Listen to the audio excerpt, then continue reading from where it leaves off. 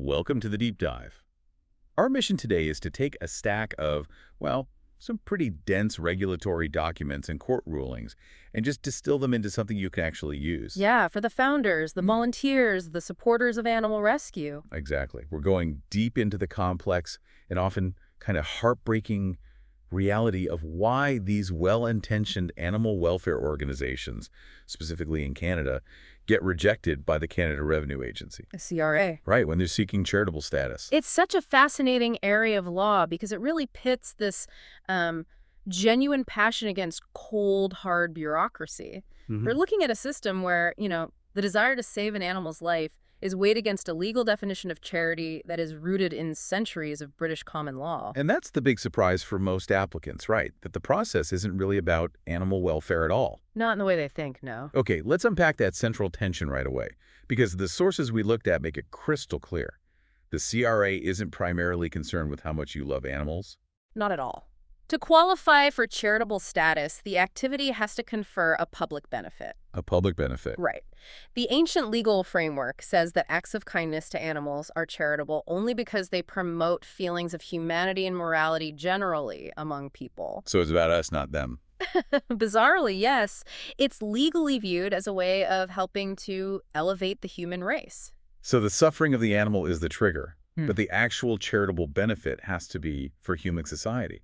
That is the subtle distinction that determines whether you can issue a tax receipt. Wow. And that's the core tension you have to navigate. We've synthesized all this stuff down to basically 8 major pitfalls.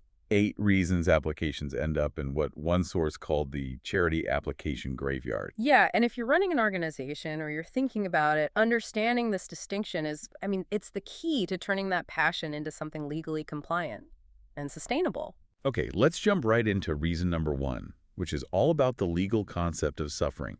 The group is helping animals that the CRA says aren't actually in need.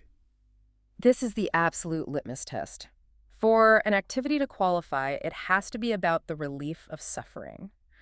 The courts have said a charitable purpose here must show kindness to animals that are, and this is the key phrase, in need of human assistance or care. Meaning stray, injured, neglected, or abused. Exactly. If the animal is just living a normal, healthy life, providing it general care, that doesn't qualify. Which sounds reasonable in theory, but the practical examples of what doesn't qualify can feel really counterintuitive. Oh, for sure. We saw the example of the Backyard Bird Feeders Society. It's a classic illustrative case. The CRA looks at the purpose. If your mission is just to maintain bird feeders in your neighborhood. Which seems like a nice thing to do. It is a nice thing, but you're benefiting generally healthy wild birds living their, quote, normal bird lives.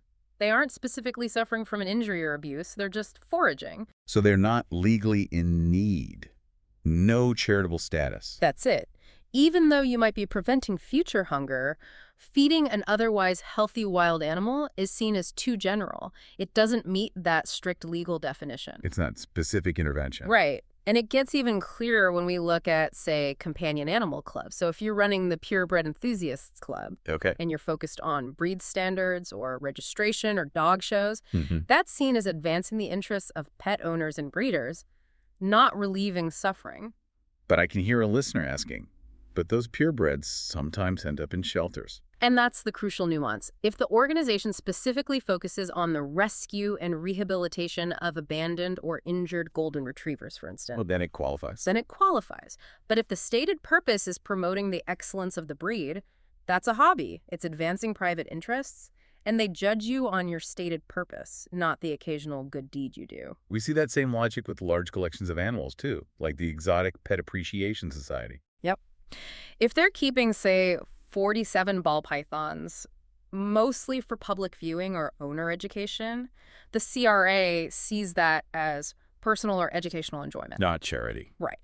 But if those same 47 ball pythons were rescued from a hoarder or an illegal shipment, meaning they were actually neglected or abused, then the organization qualifies. So the motive is everything. The motive has to be paramount, because the moment that suffering is relieved, the purpose shifts back to just maintenance, which isn't always enough. Okay, so once you clear the need requirement, the CRA starts looking at who is really benefiting, the public or the people running the show. Which brings us to our second and fifth pitfalls. Governance and what you call the family business red flag. This is where a lot of applications crash and burn. The CRA is hyper-aware of private benefit people using charity status as a kind of personal tax shelter. So they really scrutinize organizations where the board members are all related. Intensely. I mean, why would a family running a rescue be so suspicious? Often the founders just recruit the people they trust the most. Their spouse, their siblings. Exactly. But the suspicion isn't about competence. It's about control and accountability. The source material notes they literally lift questions from templates used for scrutinizing religious organizations. Really? Why them? Because that sector has historically been prone to insider dealings. If there's no independence on the board, the CRA just assumes the organization could be used to benefit the family privately. So give us that red flag scenario we saw in the research. Okay, so imagine a board of 7 people. It's the founder, their spouse, who's the treasurer, a sister, a brother-in-law, and 3 adult kids. That's already a problem. That structure is already suspect. Now, you compound that with inappropriate private benefit, which is reason number 5. And this often involves high market value animals. Precisely. Let's stick with that family-run board. If the charity rescues valuable animals, let's say purebred horses or expensive designer dogs, and then those family board members or their friends acquire these animals For a suspiciously low rehoming fee. You got it. We're talking $100 for a horse that's worth $10,000. That is a clear case of excessive private benefit. The charity is basically transferring its assets to insiders for pennies on the dollar. So it's a way to funnel valuable assets to the people in control, just under the guise of adoption. It's a mechanism for tax-free benefit. And the same thing happens when a charity partners with a private business.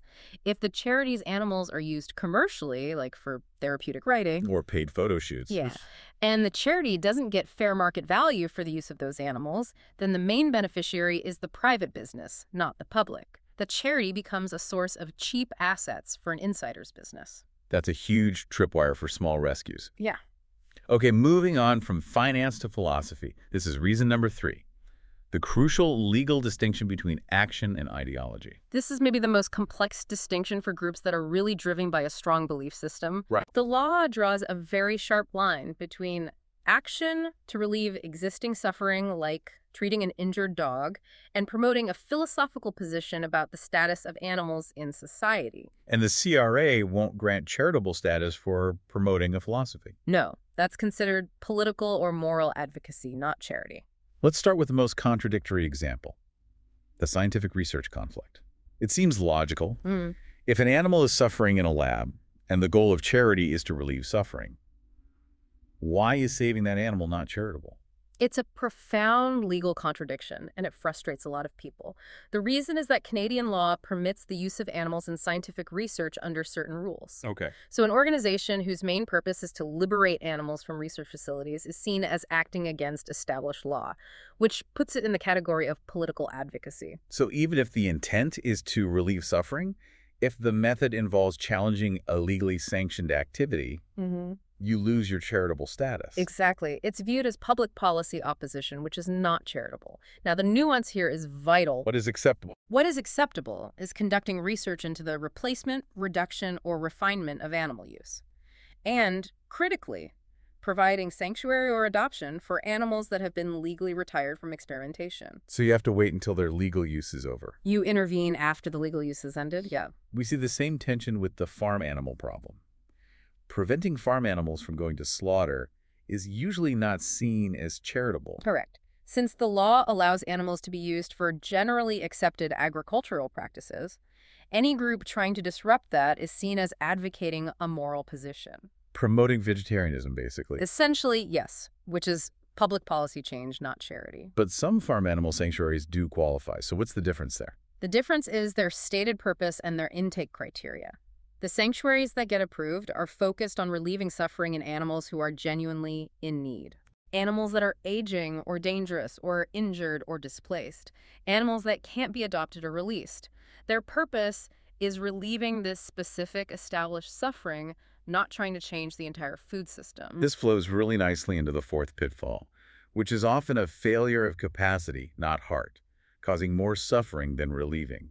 This is the harsh reality check about competence and just resource management.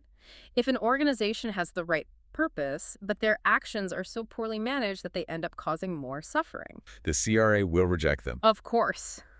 It directly defeats the charitable purpose. I think people assume that because they love animals, they're automatically qualified to run a rescue.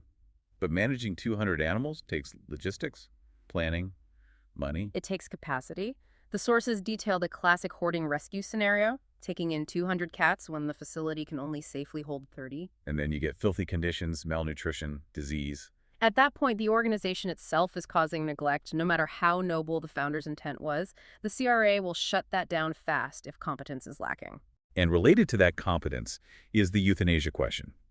A group that proudly says it has a strict no-kill mandate that can actually be a problem for the CRA. Absolutely, because the goal is relief of suffering. If a policy prevents euthanasia for a terminally ill or critically injured animal, and that results in long pain. That defeats the charitable purpose. Exactly. Humane euthanasia to avoid undue suffering is explicitly accepted as a necessary charitable activity in the source materials. So let's talk more about that competence gap. This is reason number 7, lack of qualifications. What is the CRA actually looking for when they assess capacity? Passion is not a substitute for structure. The CRA wants to see evidence that you can deliver on your promises. They'll look for things like, do you have secured facilities, established protocols for care, Vet relationship. documented veterinary relationships, current ones, not just aspirational, and proof that you understand the relevant animal welfare laws. They need to know you won't immediately cause suffering because you're in over your head. So they want a plan and a team, not just a promise. And then we have reason number 6, activity alignment. You might have a perfect charitable purpose on paper, but if your day-to-day activities don't match up, You're rejected. This is vital. We saw the example of the social club rescue. They say their purpose is to rescue abandoned dogs, but 90% of their time and money is spent on. costume contests, group dog walks, social mixers. Right. The CRA looks at that resource allocation and says, your primary activity is running a social club for dog lovers, not relieving suffering. Or the retail scenario, Yeah. the shop that happens to have cats. Yeah, if you're running a profitable retail store selling gourmet cat food and supplies, and the adoption of cats from the back room is just secondary to the retail side, that's a business, not a charity. The focus has to be on the direct relief of suffering. Your time, your money, your space, all of it must primarily go to that purpose. Okay, let's wrap up with the final major pitfall, reason number 8, the advocacy boundary. Where is the line between supporting animal welfare laws and just becoming a political group? This boundary's gotten a little clearer in recent years. A charity can engage in what they call public policy dialogue and development activities, PPDA. PPDA. Right. They can do that to further their established charitable purpose, so they can spend some time advocating for stronger laws. Why does the CRA need a whole category for that? To track it, to make sure the advocacy stays secondary and supportive. For instance, a wildlife rehab center that rescues injured eagles. They can certainly advocate for stricter regulations on pesticides, because those pesticides are what's causing the injuries they're trying to relieve. The advocacy furthers the core work. But the primary purpose can't be political change. Exactly. If your main goal is to change Canadian public policy like, say, banning all cosmetic animal testing outright, and you just rescue a few lab animals to illustrate your point, Your identity is political. your fundamental identity is political, not charitable relief. The primary purpose must remain the direct relief of suffering in animals that exist right now and are in need. So after running through that whole obstacle course, what does the sweet spot actually look like? What does the CRA just readily accept? The successful organizations are the ones that are laser-focused. Rescue, rehabilitation, and rehoming of stray, abused, or surrendered animals. That's the core. It is. Also, operating true sanctuaries for animals that can't be adopted because of chronic issues. Dedicated wildlife rehab with the single goal of release. Extensive spay-neuter programs. So preventing suffering at the source. Exactly. Monitoring transportation and treatment compliance within the existing laws, and providing temporary shelter for the pets of people fleeing domestic violence. These are all crystal clear acts of relieving an established need. So what does this all mean for you, the listener, who's planning to turn your passion into a real, legally recognized organization? It just boils down to application discipline. The synthesis is simple but vital. To avoid that application graveyard, you have to be forensic in your documentation. You have to be crystal clear about need, showing that every animal you help is demonstrably in need of intervention. Relentlessly focus on activities. Yes. Describe what you do. Shelter, treat, rescue, not what you believe. Show your expertise by proving you have the facilities, the protocols, the vet relationships. And rigorously avoid conflicts of interest. Always. Make sure no directors or staff ever get a private benefit through cheap adoptions or service arrangements. It sounds like a bureaucratic mountain you have to climb before you can save a single animal. Must take incredible patience. It does. But here's the final insight. Although the law seems cold and technical and often disconnected from the daily reality of animal rescue, navigating these technicalities is the only way to professionalize, legitimize, and crucially, fund the organization for the long term. So understanding the rules is the difference. It's the difference between being a passionate hobbyist and being an effective, sustainable charity that can attract major funding and make a massive impact. And that brings us to our final thought for you to mull over. If the centuries-old legal definition sees kindness to animals primarily as a mechanism for elevating the human race, for making us better humans, the question remains, does this anthropocentric, this human-centered legal framework still adequately serve the modern goal of animal welfare? Or is the focus on human morality an outdated constraint on the ability of good organizations to simply save lives? Something to think about.